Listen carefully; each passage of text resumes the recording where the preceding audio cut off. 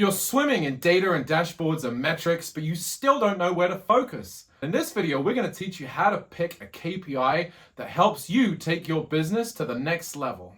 Before we get too deep on this, let's talk a little bit about KPIs. All KPIs are metrics, but not all metrics are KPIs. I don't know if you've ever seen one of those dashboards that looks like a massive data dump, tons of stuff on it, and it's almost unreadable and it's impossible to get a really good insight out of it.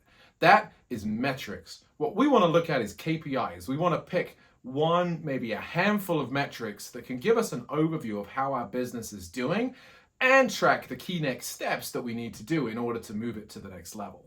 Let's talk a little bit about why choosing the right KPI is critical for your business. I want you to imagine that every time you got in a car, instead of optimizing for the shortest time, you optimize for the shortest distance, or you optimize to spend the most time on highways. Now, in each case, sometimes spending the most time on highways or taking the shortest distance might also get you there the quickest way, but not always.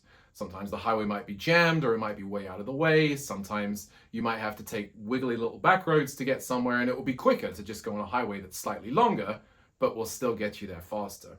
Sometimes people are tracking towards KPIs that measure the distance to the destination or the amount of highways instead of looking at the one that really matters, which is how quickly am I going to get there?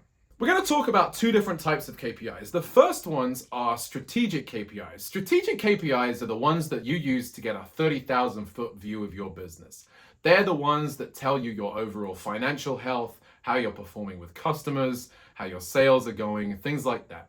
These are the ones that you want to look at for long-term trends. They're not the ones that you want to look at to take action or the ones that you want to review super frequently. You don't want to be getting into day-by-days of revenue or anything like that unless you have a reason to. You want to use these to guide overall progress and make sure that everything is moving in the right direction.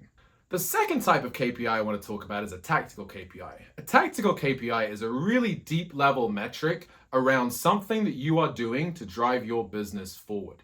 It is very actionable. There is something that you can do that moves this KPI forward every single time you do it. And it's really based around a decision or a process or something that you do. And the closer that you can get the metric to that decision, the better it's going to be for tracking how your business is moving forward. You can identify a good tactical KPI by moving backwards from a strategic KPI. If I want my business to make more revenue, I know that I have to sell more of whatever I sell. And in order to sell it, I have to be on the phone talking to people, making sales calls. So that means my tactical KPI is really the number of sales calls I make, because we know that if I make sales calls, I'm going to close on some business. That business comes with revenue, and then revenue is what's moving my business forward.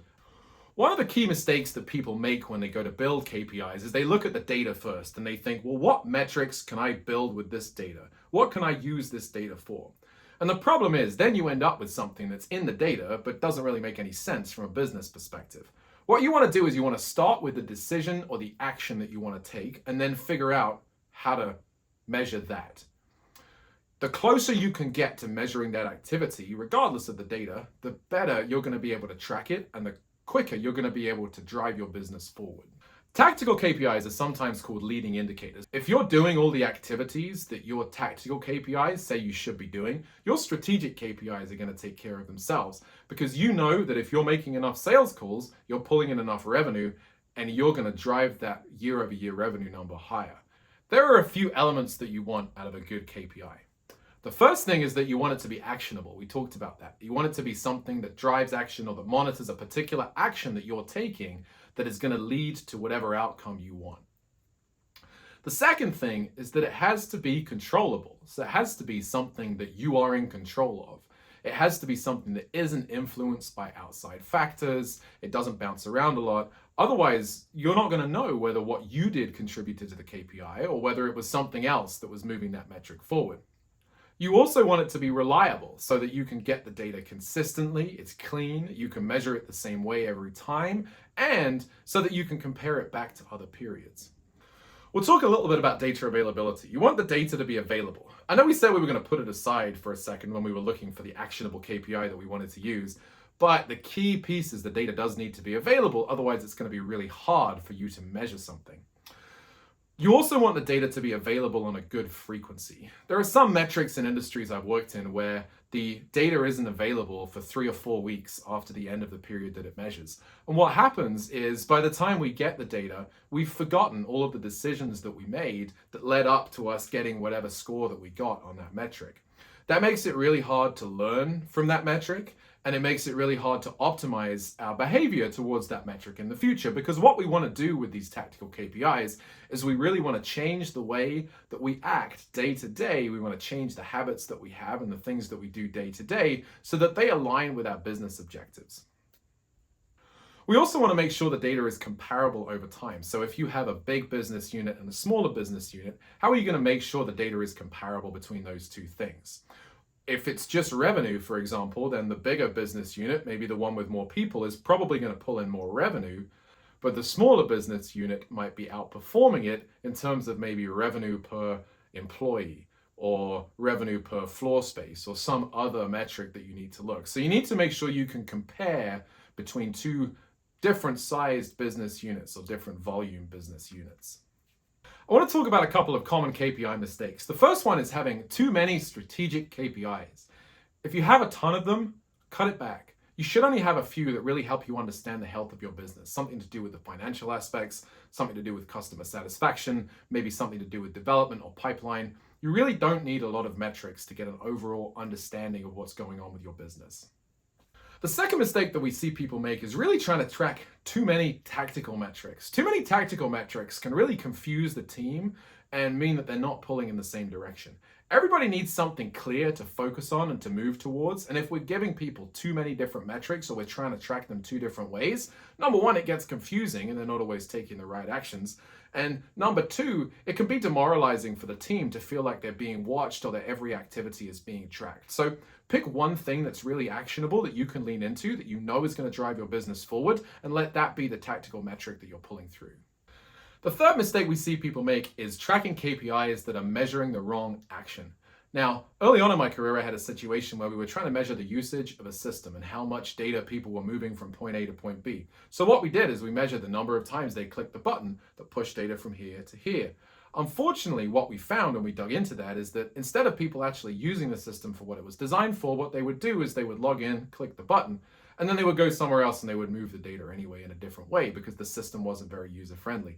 Our KPI made it look like we were doing great, but actually what we were doing was causing additional work for people because they had to log into the system just to get this button click. Make sure that you are tracking things that people should be doing. You're not tracking something that's tangential to it or something that people are gaming just to get a good score on the KPI while still not actually taking the action that you want them to take. The fourth mistake that people make a lot is looking at vanity metrics. Vanity metrics are ones that sound good in principle, but actually really don't tell you anything about what's going on with your business. My favorite one of these is market share. I really don't like market share as a metric. And the reason for that is we control such a small portion of what actually goes into market share that we should be looking at other things that we do control, that we can drive, and that will naturally lead to market share. It could be if we get a poor market share score for a particular period that our competitors got really lucky. It could be that we got really lucky and we got a great market score for a particular period. And if we use that to optimize our behavior, we might end up doing the wrong thing just because there are so many other factors going into it and there's so much volatility in the metric based on what is happening outside of our control that we might end up optimizing our behavior for the wrong thing. So what are the 3 key takeaways from this video? The first one is stay focused on a small number of metrics. Don't let metric soup get the better of you. You don't need to look at everything. You just need to look at the right things. The second thing is when you're picking your tactical KPIs, make sure that you are starting with the decision and backing into the data. Don't let the data dictate what you measure.